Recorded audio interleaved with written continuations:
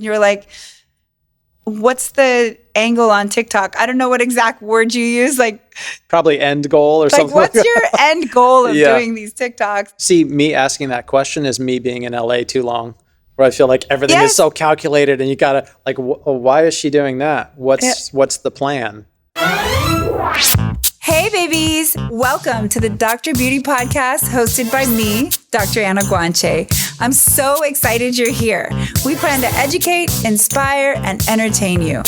This podcast is not just about beauty. It's about lifestyle, inspiration, life hacks, and of course, beauty. Babies, I'm here with Ashley Barrett. He is a good friend of mine and a celebrity and fashion photographer. And he also does lifestyle shots for me. You guys have seen it on my Instagram. And if you haven't, where have you been? He does almost all of my photography. I love spending time with you, even just on the shoots, because you've got this great energy and you bring out the best. Like you make me feel at ease. So I'm assuming that's probably one of your secrets, right? I think, probably one of my strengths as a photographer is that I like people and like to be around them. So that helps. So you've photographed some really famous people. Like Dr. Anna. Like other than Dr. Anna. You guys like some really famous people like Ariana Grande, Olivia Culpo. Yeah. I think you photographed her before I met her, maybe. I think so. Yeah, because I've known Olivia for great. 7 or 8 years now. Yeah, she's amazing. Yeah, beautiful. One of the most beautiful people I've ever seen in real life. Yeah. You guys have a similar energy too, by the way. Oh, we do? Like very just fun and that's positive. The highest of compliments. Yeah. She's going to be on this podcast soon, so hopefully we'll see. You guys can listen in and see if we sound similar. Right? And then Hilary Duff, yeah. And Worked with her a Demi lot. Lovato. These are some big names. So how do you feel when you're on set with these people? Do you feel nervous at all or how do you approach it? Only with you, really. I'm the only one that makes me nervous. I think early on in my career I did, but just like I'm assuming with any career, once you kind of get in there and get used to it and put some mileage behind you, it starts becoming no big deal. It's just funny that he said that because my PR agent introduced me to Ashley and we did our first shoot and I got very nervous about it. I was very nervous about it and I almost canceled maybe 4 or 5 times because I was like, why would you want to shoot me? I don't understand. And I felt super weird about it. And then after I met Ashley, I was like, oh, okay.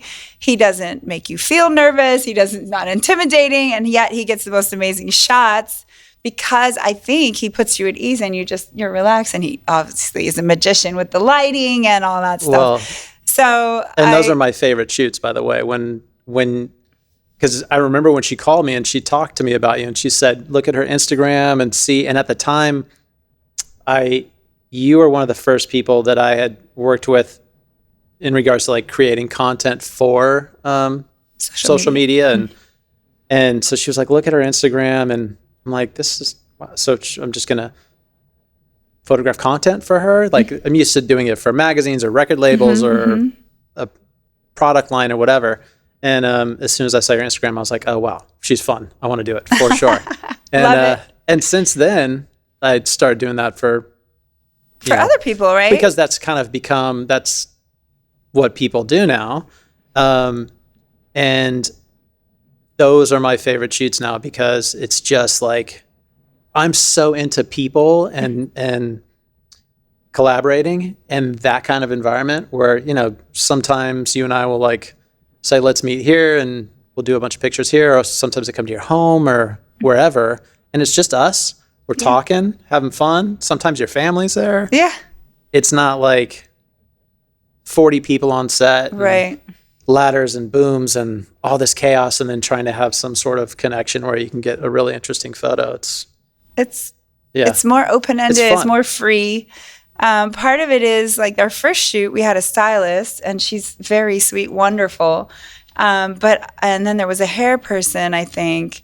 And as the person being photographed, I felt more nervous on that one with a lot of people around. I mean, I don't mind a lot of people around in general, but there was something about it that then subsequently we did a shoot together. It was just me and you. Yeah. And clothes that I picked out. And it just worked out for me. Like, I think that obviously you would do anything that somebody needed, but it's just open-ended, like whatever seems to feel right in this location right now, in this light and whatever. And if you leave it a little bit open to creativity, it just comes out magical.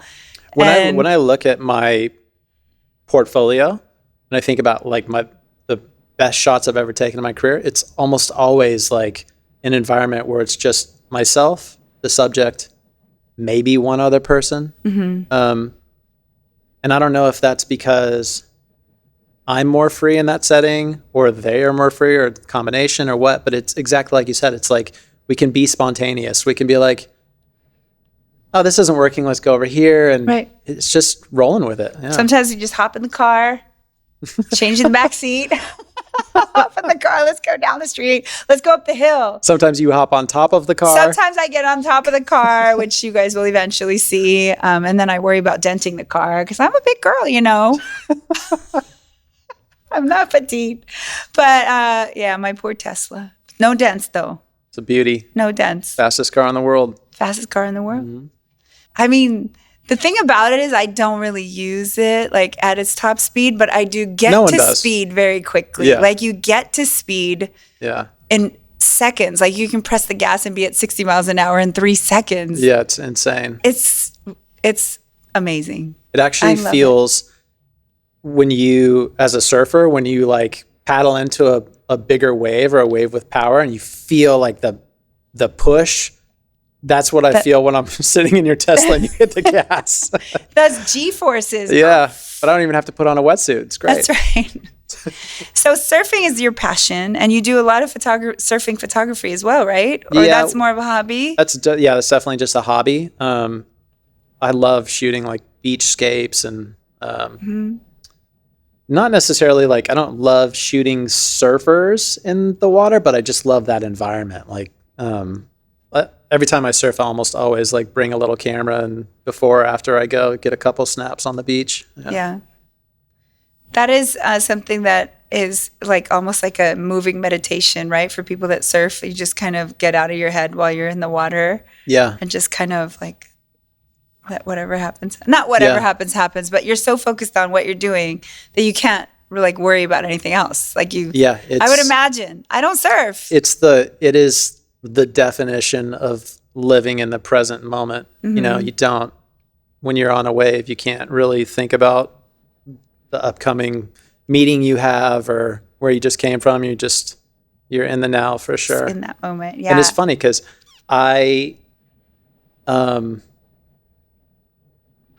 such a surfer and I surf all the time and it's become like a huge part of me, but I didn't grow up surfing because I grew up in Denver. That's right. So I picked up surfing later in life, but what's so weird is my mom sent me some crayon drawings that I had done when I was like, really little. I think maybe like 6, 7 years old. And it was always a surfer in a wave. And I don't even think I had been to an ocean at that time. So it was almost like it's somewhere within you. This is getting super hippy dippy, but it was in my soul. Yeah. So let me tell you something really crazy that I've been listening to because I'm always listening to audiobooks and I'm trying to remember the guy's name who talks about that we've had lives before. Who's the famous one? Something from the Masters. Messages from the Masters is the name of the first book he wrote. Okay. And basically it says that we come with like a genetic memory and we have visited a number of times. And like he'll hypnotize people and they'll remember things in another life that happened and they will connect with actual history and it'll be something and maybe that person's spirit was there. A lot of times it'll be in their same family. Yeah. But one of the interesting things that he brought up one time is that this little kid had an animal die. I can't remember if it was a cat or a dog. And then he put butter all over the cat and wrapped it in leaves. And it was a kid that was too small for anyone to ever have taught him about embalming or mummifying or anything like that. Wow. So the theory is that you may remember things from another life that you knew, like a skill that you knew in another life. Like maybe from Egypt, when his ancestors were there, he learned that you put the oils on the skin and then you wrap them in leaves, and that's how you embalm. Because how would this 3-year-old, 4-year-old kid know to put butter all over this crazy. cat or whatever? Like, and so his theory is like we also have memories from other lives. So maybe you had a surfing memory, or something about surfing was in your genetic memory or something. How I would love it if in a past life I was some like Hawaiian surfing legend, Maybe big wave hunter, and hang loose. meanwhile you're like, it's possible. Stay away from the beach, put on your sunscreen. Yeah, me too. I'm you know what? I ask him all the time. Look how fair skinned he is, you guys, if you're watching this on YouTube. Very fair skinned. So you got to be careful about sunscreen. No, I am. Yeah, I am now. I was probably, I mean, like all of us when I was younger, I wasn't too cautious, but. So, I mean, like with surfing, it's really hard because you're not just getting the sun from the sun, you're getting the reflection, and then there's water. So it's rinsing off the sunscreen the whole time. So you just kind of have to reapply. It's salt water, so it's drying your skin out on top of it. Drying out your skin. It's basically like everything you don't want people doing, pretty much. But pretty much, yeah. Pretty much you do everything I didn't want you to do. But yeah. It's okay. And somehow we're still friends. Somehow we still get along. No, but I think just by looking at your skin, I can usually tell by looking at someone's skin whether they've been taking care of it or not. So I can tell you've been wearing sunscreen. Thank you. Because I do have people that try to lie to me and I just die laughing. I'm like, no, I coat it on. Yeah. Like I should show you a picture of me when I'm surfing. It's like because it's always like zinc. Yeah. And because that's the only, I can't seem to find one that's not zinc that's actually like stays on and is good. But I mean, it's like ghost face. I mean, good. Yeah. So Mama's happy. Yeah, good.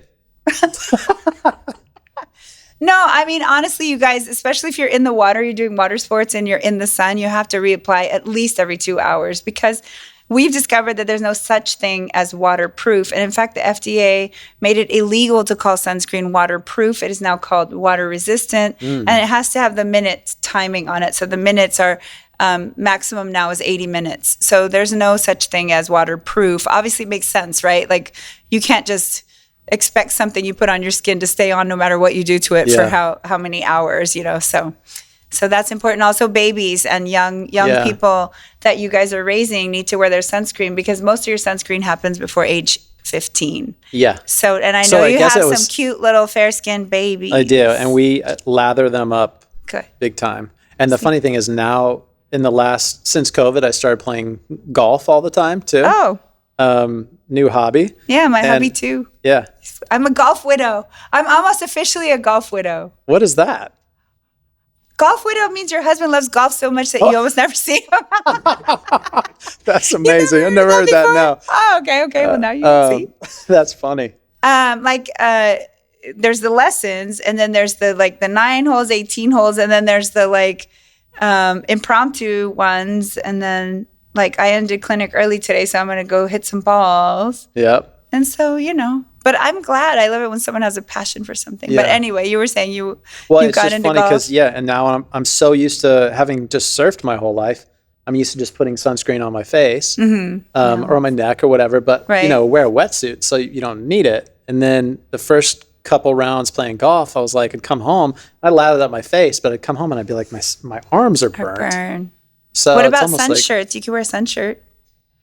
Wow, that's really committing to looking a certain way, though. When you're playing golf, maybe I should. But you can wear a sun shirt and a Tilly hat. I'm too hot. I sweat too much. It'd just be, I got to breathe. I know. The two sports that you've just mentioned are the two where I see all those patients all the time for skin cancer excisions. I know. All the time. I'm not trying to scare you, but I'm just saying. No, you don't need to. I'm already scared. Because golfing, you're standing there and the rays are just penetrating your skin.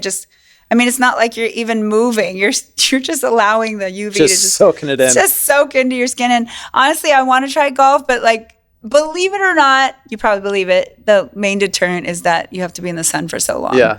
And you should be in the sun. I always say before 10 a.m. and after, let's say 4 p.m. is the safest time. And no matter which tee time you would get for golf, you're going to end up crossing over the bad time to be out in the sun, I feel like. True, but they should have night golf. They do. Couple like courses. Real night golf? Like stadium lit. There's a course down close to the airport that has that.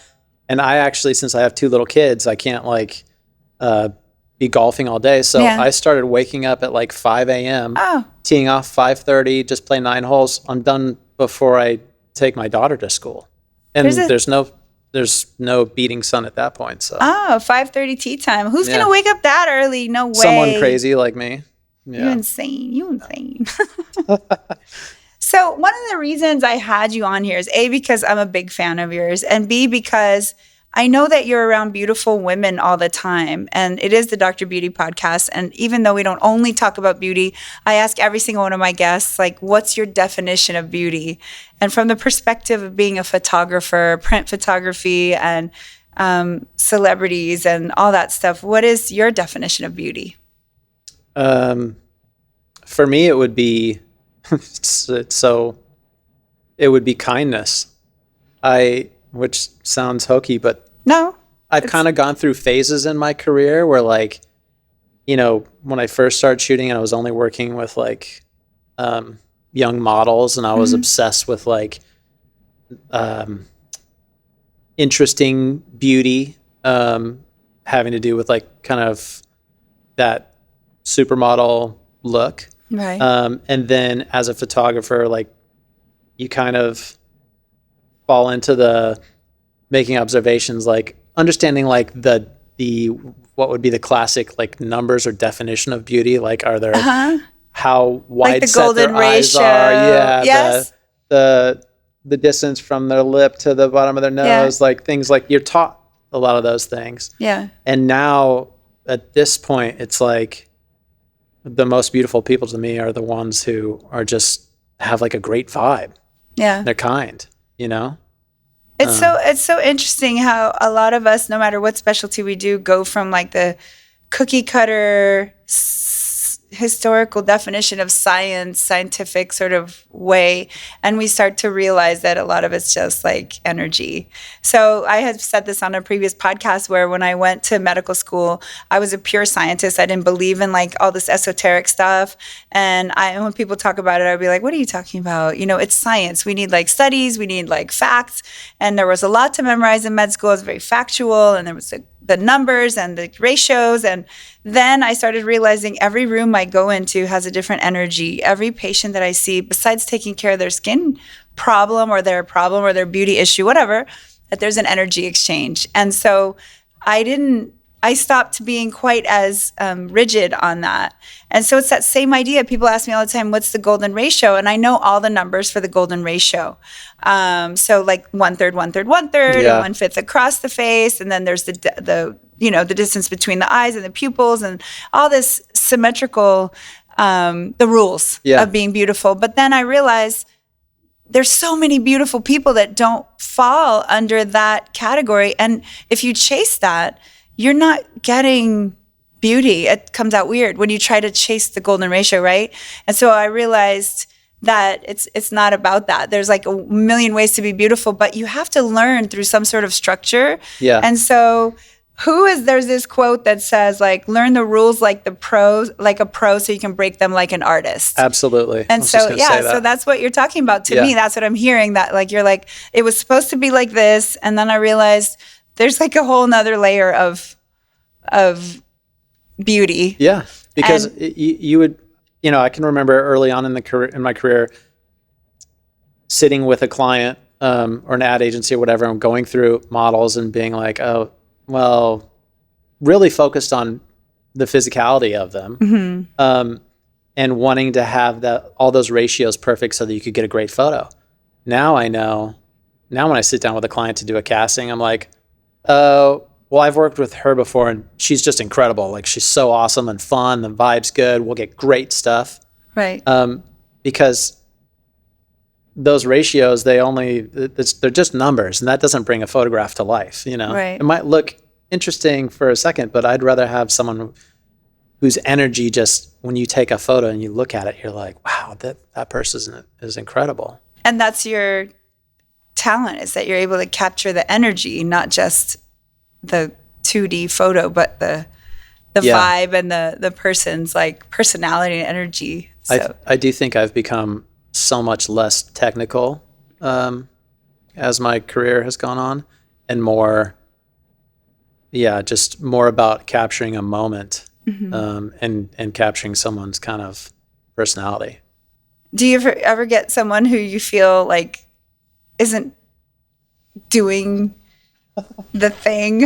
Like you're just in a struggle, like almost. It's kind of tough? Yeah.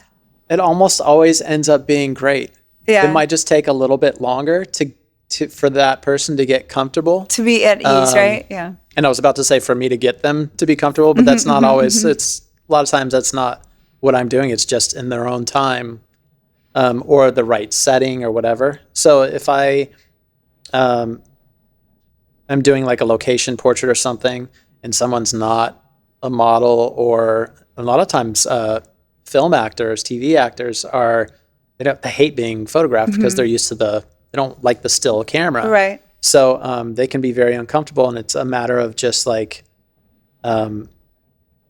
letting them kind of find their comfort zone.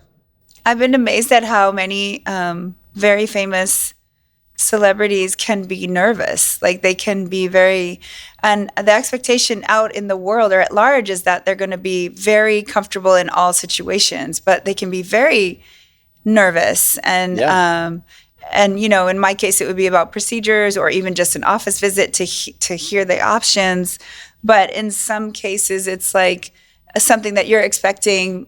We kind of expect superhuman qualities from our celebrities because a lot of times, especially actors, are portrayed as a brilliant genius who's like, it's an old term, but like MacGyver, who can do anything, and then they can't, but they are expected to. Like anyone who meets them thinks of them in terms of the role that they play or the exceptional intelligence or whatever they have, and then they're people and they have vulnerabilities. So you have to kind of ease them in and make sure that everybody's on the same page. And for me, I just blabber on and then they get comfortable. So I don't think they see me as anything intimidating or scary. But I feel like when I do a shoot with you, you're always asking more questions. You're asking questions. And you kind of like draw someone out, like make them like chill, like make them Which, by the way, easy. Is not like a premeditated thing. It's just like... Oh, it's just your way. I'm just, like I said, I just like people. Yeah. And especially if it's...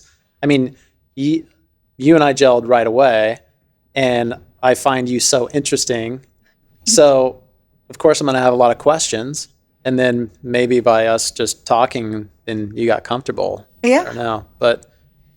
I mean, I was an actor for a long time before I became a photographer, and so I think having that history and being on the other side of the camera, I know what it's like, and I know probably the things not to say and do to make someone feel comfortable. Yeah, and I also understand. I have empathy for, I mean, I remember being on set one time.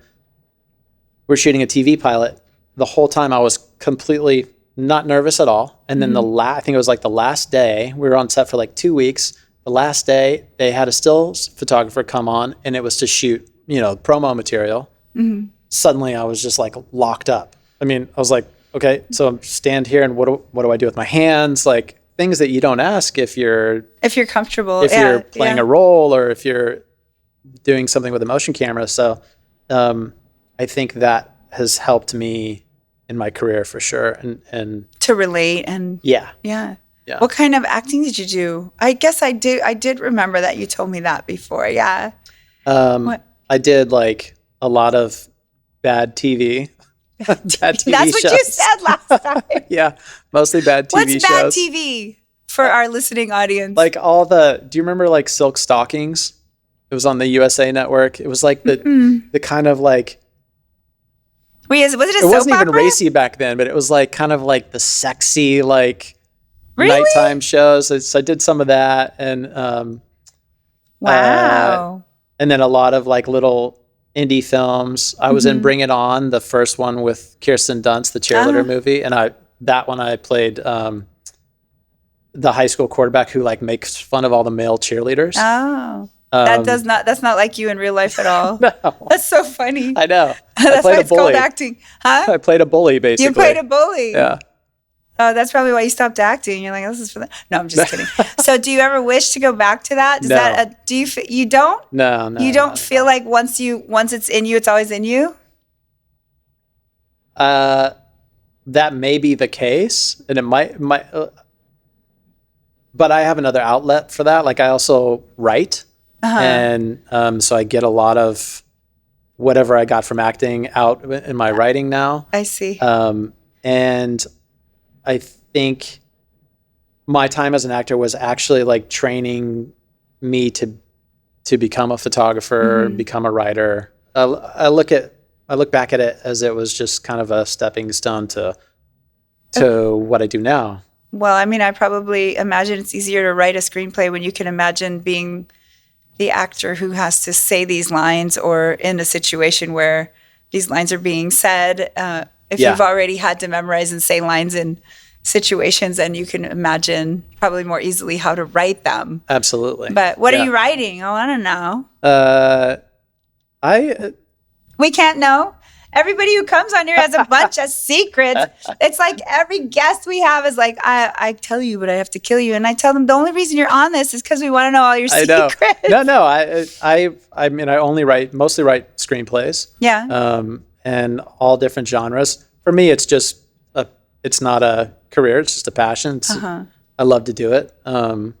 Did you write me into your script yet or no? No, but I mean, you would be such a great character for sure.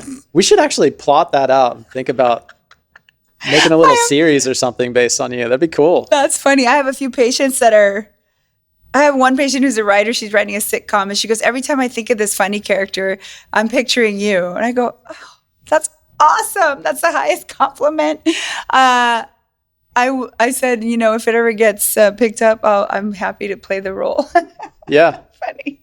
I mean, I don't know if I can, but if I can, I'll definitely do it. I mean, there's a lot of good storylines in what you do, for sure. Yeah. And then we had Eva LaRue on, and she was talking about something she's looking at producing, and there's a doctor in it. I was like, I'll be the doctor in it. There you go. So I'm trolling. You guys, are you listening?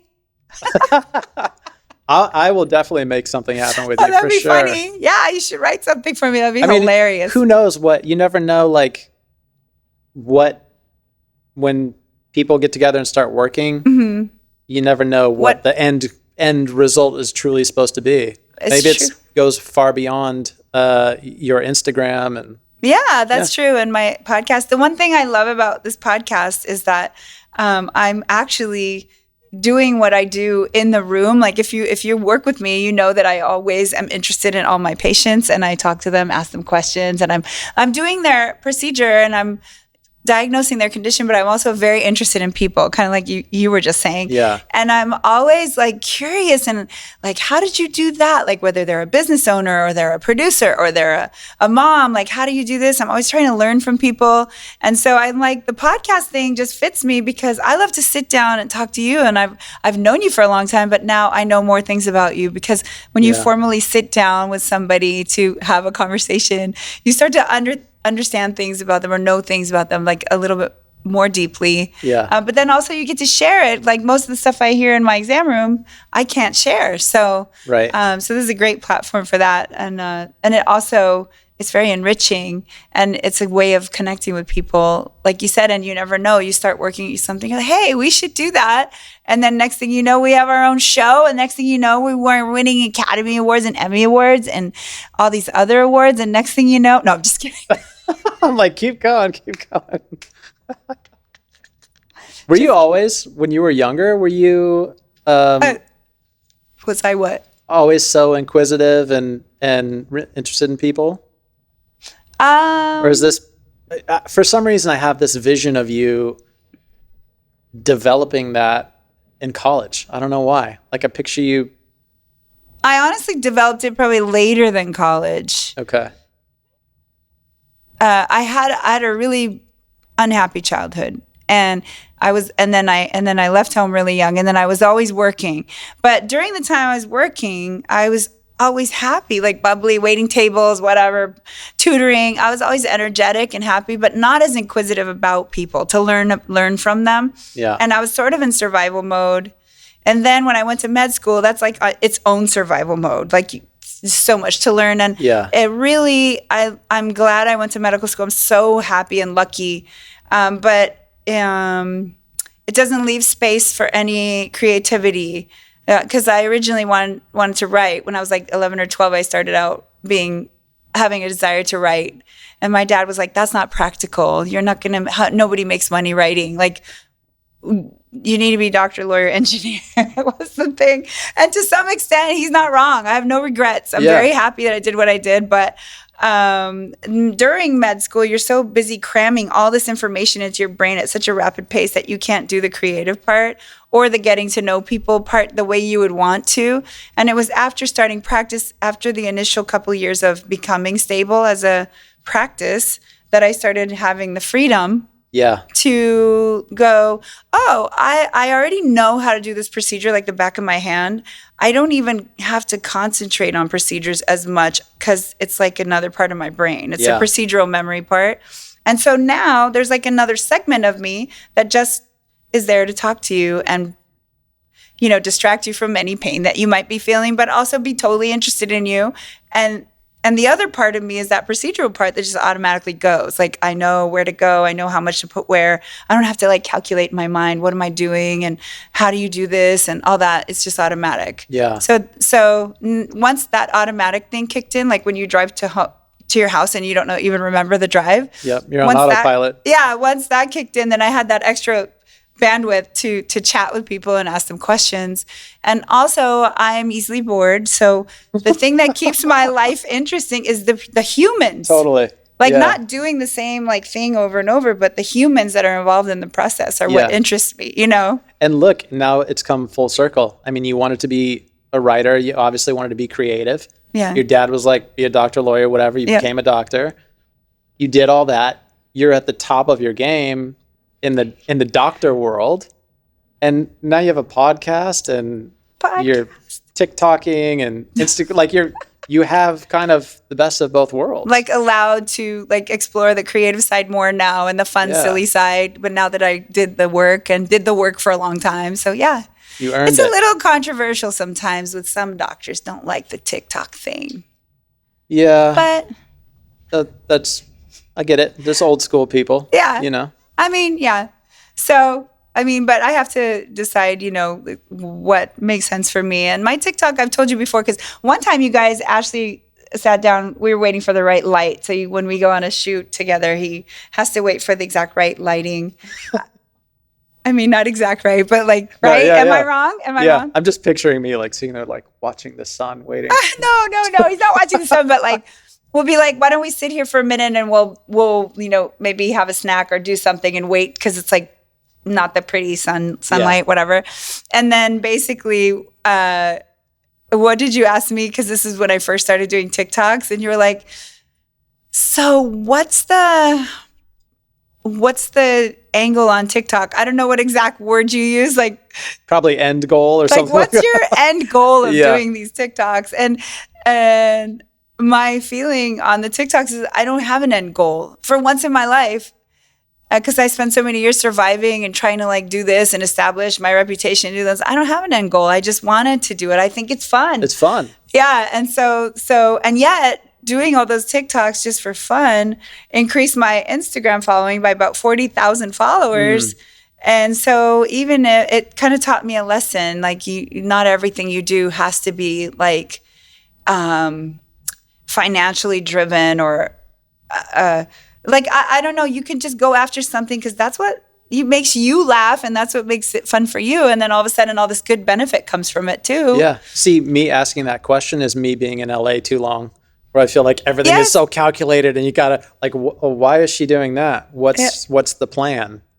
Maybe there's no plan. Maybe you're just having fun with it. There was no plan. I'm too jaded. That's the problem. I need No, to. we were just talking about LA people just now. And then the thing about it is you're right. Like a lot of times in LA, people don't just say hi to you like they do in the South, for example, or even in Colorado. Like people are just kind and say hello to you. But I feel like in LA, sometimes you feel like if somebody says hello or asks you something, they always have an agenda. Yeah. There's a reason they asked you Like, what are they how about to you're sell doing. me? Oh, and so now we're all like, everybody in LA seems to be like a little bit standoffish, and not everybody, you guys, but like a lot. So It's so funny. My mother-in-law, every time she comes to town, she's like, she'll go to like Target or some store, and she'll come back and she'll go, people are just so nice here.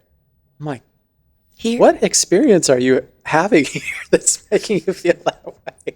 She's from Mississippi. that is funny. Mississippi people are way nicer in Way the sense nicer. of like saying hello. Yeah. She lives in Florida now, but I mean, she comes from like Southern hospitality. Yeah. And she just thinks people in LA are so nice. I'm like, Oh, I love that. I do too. I just wish I could pick up on that. Well, it's funny because I complain about my neighbors all the time because I like to say hi to everybody and a lot of them just ignore me. But one time Ashley's in the car and we're just going up the hill to get the better light. And Always going up the hill to get the better light. for whatever reason, while Ashley was in the car, every single neighbor waved. They Yep. never wave. He goes like, wow, you have a really nice neighborhood. Everybody says hello. And I was like, he doesn't know that every day I complain about that. When I'm walking the dogs, I'm like, how come people can't just say hello to you or say hi back? Yeah. But when he was in the car, we were only in the car for like 5 minutes, but like every neighbor said hello, and you were mentioning everybody's so nice. I'm like, I didn't have the heart to tell you It's that not it's actually not normally like that. But maybe there's a look on your face. Maybe And we were maybe bringing that. you said your mom. Is it your mom or your grandma? My mother-in-law. Your mother-in-law. Maybe she has like this smile, or of course everyone's wearing masks now, Yeah. or something. You never know why people are nice to you, drawn to you a little more. It's usually what you're putting out there somehow, right? I agree. And I also think that maybe what she's experiencing, this could make more sense, is people seem happier here because the lifestyle in California is lends to that. Yeah. I mean, there's a lot of things I don't like about LA, but we have great weather. You can do so many fun things here. Right. There is like a lightness of being here. So maybe she's picking up on that. Yeah. Not so much people being polite. Who knows? I mean, I lived in Minnesota. I lived in, Louisiana. And this is the only place you live where you don't check the weather. Right. Like the weather doesn't determine much of anything. Yeah. Really. You do everything every day. You don't go, let's check the weather. And when I lived in Minnesota for like 6 years, and everybody was always talking about the weather. Yeah. Like in the elevator, in the morning, in the evening. What's the weather tomorrow? What was the weather like this morning? Wow, check out the weather. I was like, oh my God, that's all we talk about here. So I would be like, I got to get out of here. Because I grew up in California, so I don't have that perception of that's a great conversation piece for me. I don't care. I lived in Minnesota for 6 months. Oh, you did? Yeah, and I mean, as soon as the clouds lifted and the roads defrosted, I was out of there. Oh my God. it was- Well, you left at the good time then.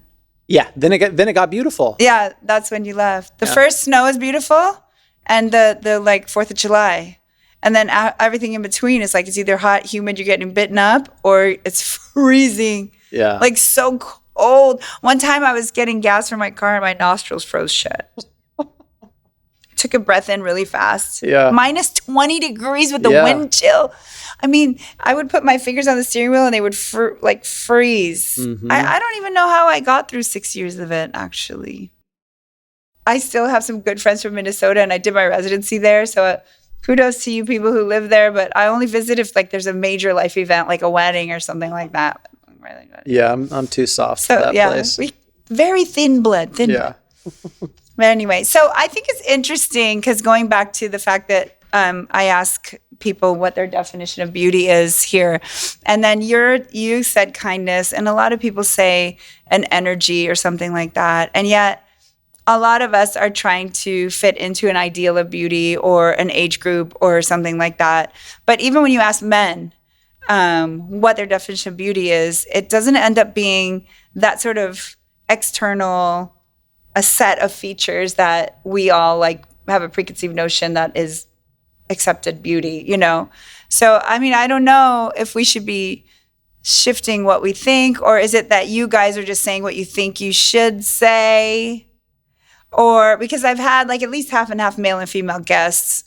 And You're saying the men say that and the men and mostly everyone, but definitely men will say something other than external, like they don't say like the physical features that they would think is beautiful, but instead like an energy, a light, like, you know, that kind of thing. And yet there are people spending much of their time being concerned about external appearances. And I know, because that's what I do for a living, and trying to fit an ideal. The only way I can wrap my head around it is if they fit their own ideal better, then that light comes out in a different way because of confidence, like because they feel unleashed, like to be their best self and laugh out loud and do some of the things they want to do because they feel like they look good. Well, so, confidence is, absolutely attractive for sure, obviously. But, you know, for myself, I'm someone who I don't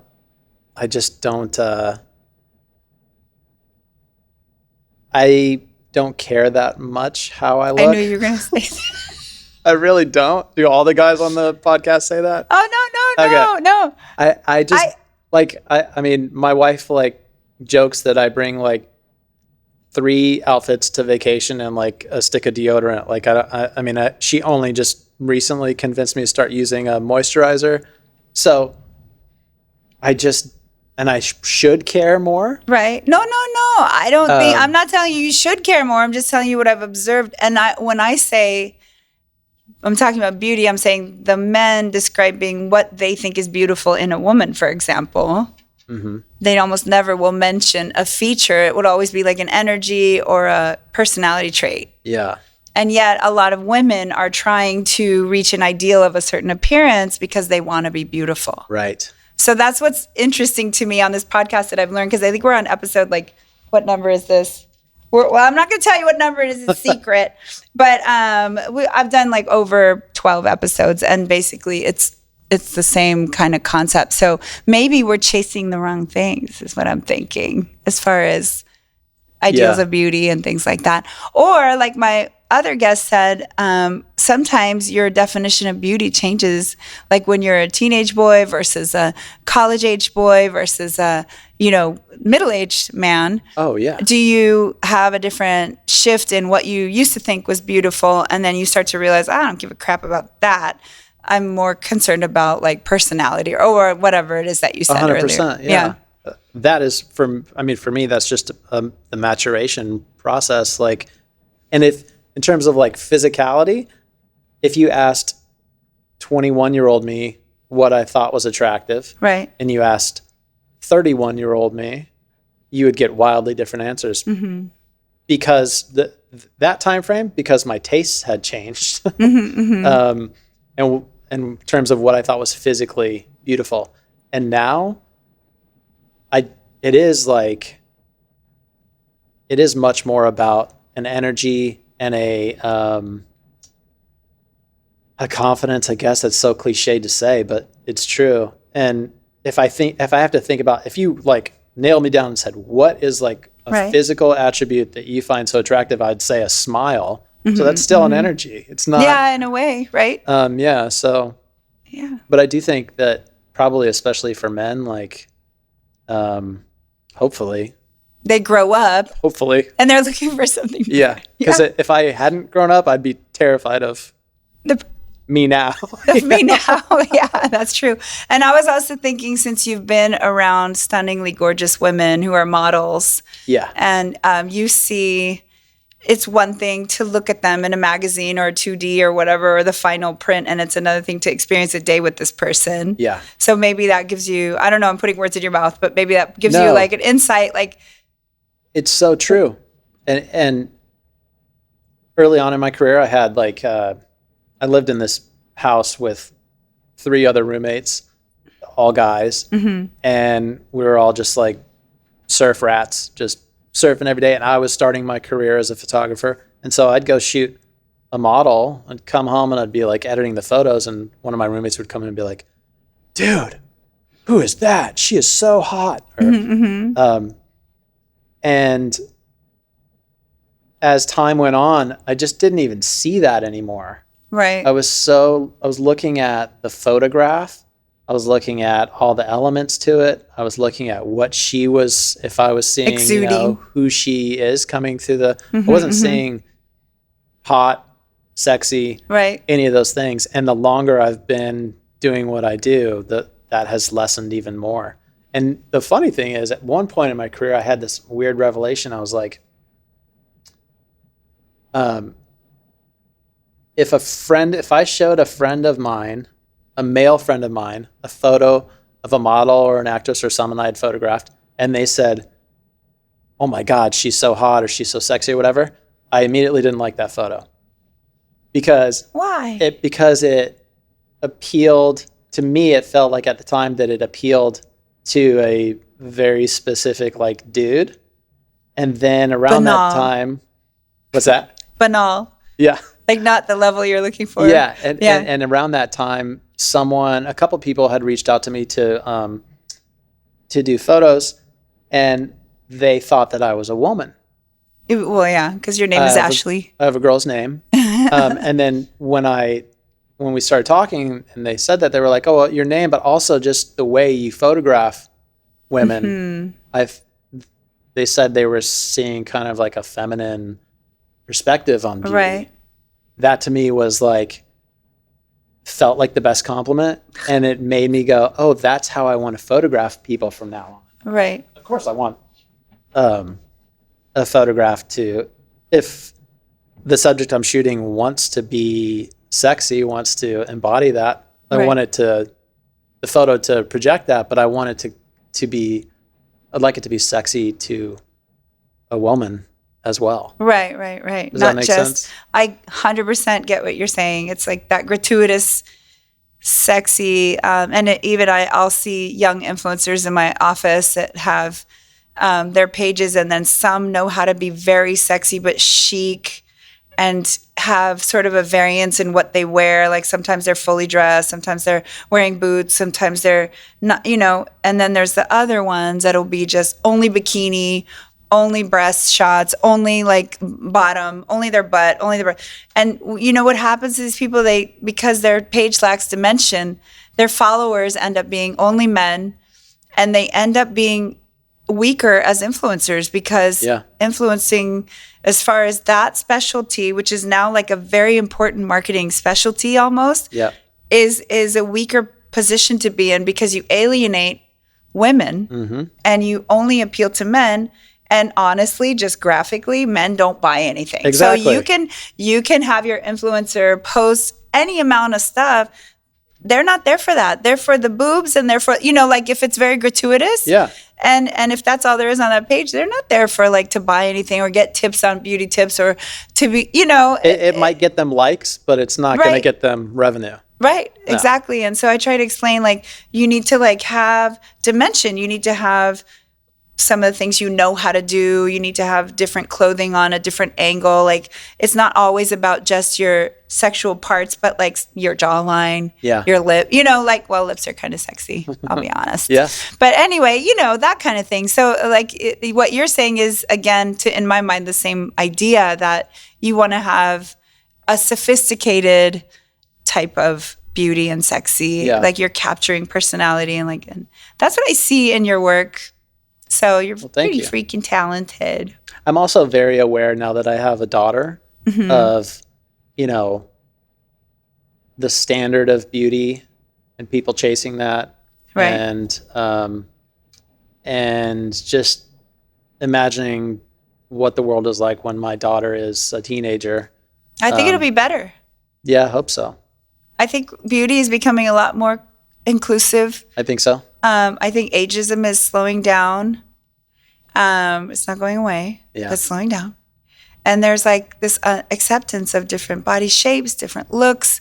And it's not just an acceptance verbally, but on the cover of magazines, on social media and things like that, so that when our kids are growing up, that's already normal to see that. Yeah. Whereas now, for some of the guys that are like in their 50s and 60s and they see Sports Illustrated and someone who isn't perfect is on the cover or perfectly thin, and they're like, what's that? You know, they're not used to that. That's not what their eyes trained to see. Yeah. That's their definition of beauty is different. Yeah.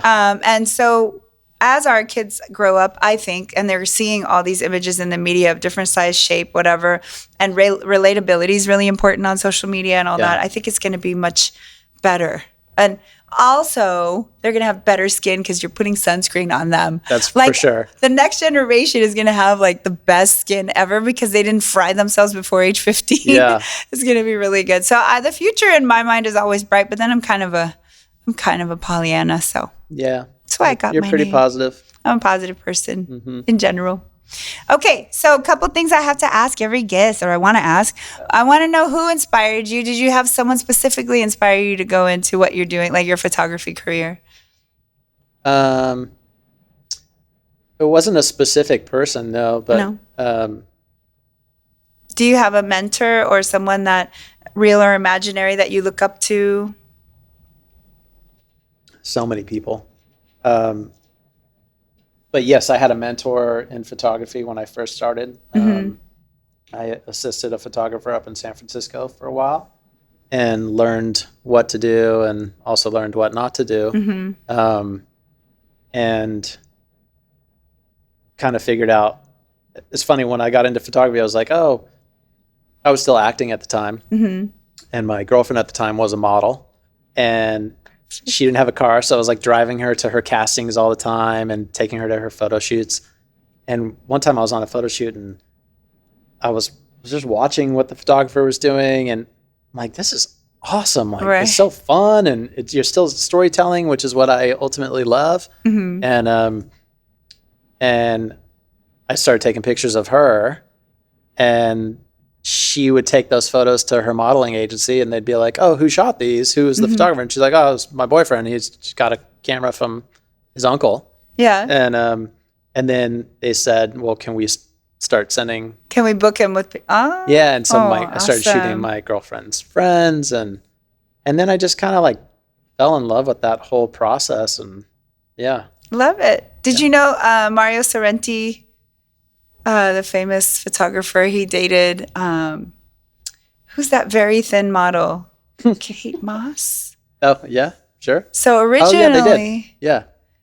He did a lot of photos with her originally. So it almost reminds me of that story of him photographing her.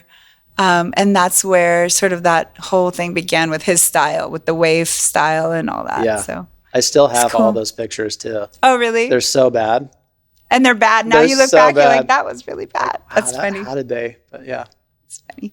Do you have a favorite inspirational quote? Find what you're most afraid of and do that. Okay. Find what you're most afraid of and do that. That's Stephen Pressfield. You know who that is? He wrote, he's a writer. He wrote a book called The War of Art. And I just, that quote has always stuck with me because like every career that I've attempted to do is kind of a scary odds against you kind of thing. And so I always try to remind myself of that. I still do that. Like now when I write a script and I send it out to people, I'm always like, just go. Let's just do it. Yeah. Yeah, because, there's a lot of careers where there's a circumscribed path. Like you have to do this and next, and then you have to do this next, and then this is the rules, and you have to follow these rules, and this is how you do it, and there's a standard way to do it. But anything artistic, like photography or screenplay writing or all that stuff, you're right. It's like open season to do anything you want. So it gives you less certainty and less rules, but also more freedom. Exactly. And that to me is like the ultimate. I mean, my lifestyle is why what has kept me excited about a lot of things, It's good. Are you ready to spin the wheel of Guanche? The wheel of Guanche. Well, it's like proprietary, but wheel of something. So are you ready to spin the wheel? The wheel. Okay, I'm going to hold it. Here? Secret stuff. You got to spin and then I'll tell you. Okay. I'm so mean, huh? You are so mean. We got a few categories. Term definition. That's What's so that? mean. Okay, spin again. Oh, spin no. again. Okay. Do you want to do a term definition? I don't even know what that is. Okay, term definition. I'm going to say a word, and you're going to say what you think that word means. Oh, wow. It's going to be a dermatology word. Okay. How about lupus profundus? We should probably spin again. Okay, spin again. Free association. Okay. Okay, free association. What were you supposed to say? Were we supposed to show these pictures? Okay, free association. Oh, he didn't land on it. That's why we didn't do it. Okay. I'm getting it now. I'm getting my own podcast. It takes me a minute. Okay, selfie. Wait, what am I supposed to do? So that means like I say one word in free association, you say the first word that comes to mind. You don't have to give a description. You just say first word that comes to mind. Gotcha. Social. Okay. Candid. Love. Confidence. Sexy. That's the word that came to my mind. Yeah. Lights. Camera action. Flash. Glitz and glam. Glitz and glam. How about wet? Who wrote these words? It wasn't me. But you still have to answer it. Surfing. Wet. She did it. Okay, ocean. Love. Love. Sunset. Cheesy. Cheesy. Cheesy. I don't know why. I love sunsets. Malibu. Fun. Fun. Trends. Lame. I knew you were going to say that. That's funny. I guess I know you pretty well. All right, spin the wheel again. Let's see. One last thing. Oh, I broke it. Jelly bean.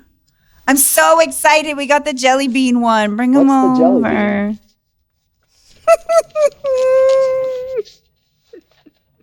Oh, no. I'm hearing Don't oh spill no's 'em. over there. What's the deal?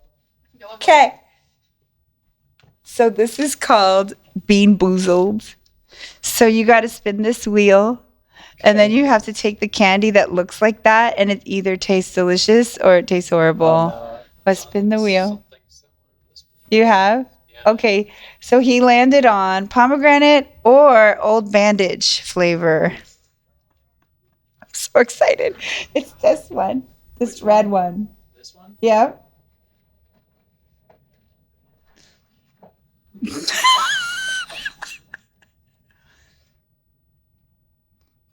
Is it an Old Bandage? Oh, no. Give him a napkin. Oh. I'm sorry. I didn't even know what an Old Bandage would taste like. It actually is the perfect description. Do you want another spin? I'm scared to do another spin after that. Last time they spinned again so they could get the sweet one. No, but you can't be guaranteed that you get a good one next time. So, okay, we'll leave you with, are you okay? I'm good. Oof, gotta walk that off though. Oh, wow. You need some water? That's a bandage, all right. What? I'm dying to see what that tastes like. I think I might try. Oh, that's the thing. I have to do one too. Even though that's fair. Even though it's got carbs in it. Okay, so this one. Are you a no carb? No carbs. Person? I didn't know that. Birthday cake versus dirty dishwasher. Can I spin again? Rules are the rules. No. Do you hear how fast everyone's like, nope. Okay, this is the one. Ready? Ew. Really? Oh my God. See, really bad. I was picturing all your happy neighbors waving at you, and I'm like, the luck is just on your side. It's a dirty dishwasher. Why they really nailed it. Ooh, that's the worst. Just take like a whiff of the box. Oh, the box. How do they do that? It's actually impressive. How did they do that? Horrible. Disgusting, yeah. I love this game. Okay, so we'll save this for the next victim. Well, thanks for joining us today. Thanks for having me. On that note, I'm going to go brush my teeth. You guys should follow Ashley Barrett on Ashley Barrett Photography at Ashley Barrett Photography on Instagram. And your website is the same, right? Ashley Barrett Photography. It's ashley-barrett.com. Oh, Ashley.Barrett. Ashley-Barrett.com. And you'll see a lot of photos he did on my Instagram at Anna Guanche MD. Pretty much all of them lately are from you. And I appreciate that very much. I'm grateful for it too. And thanks for joining us today. Thanks for having me. Bye, babies.